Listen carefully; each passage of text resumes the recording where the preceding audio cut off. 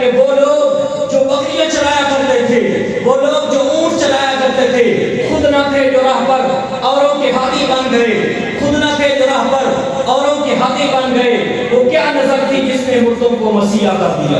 وہ دیکھ رہے ہیں ابو سفیان کہنے لگا وہ بکریاں چلانے والا، وہ عمر آ گیا اونٹ چلانے والا۔ بعد کے اندر کہنے لگا ابو سفیان اے عباس تیرے بھتیجے کی تو بڑی حکومت ہے۔ حضرت عباس کہنے لگے او عقل کے اندھے، ابھی تک تمہیں سمجھ نہیں آئی، یہ حکومت نہیں ہے، یہ اس بھتیجے میرے کی نبوت ہے۔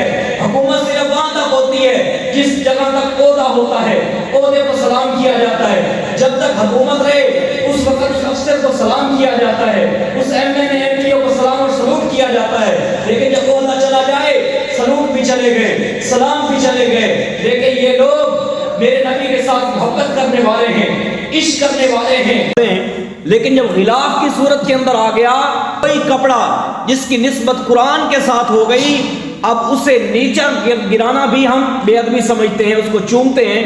اور وہی گتا جو بازار کے اندر عام سمجھا جاتا تھا، لیکن اب اس کی نسبت قرآن کے ساتھ ہو گئی، وہ گتا بھی قیمتی ہو گیا۔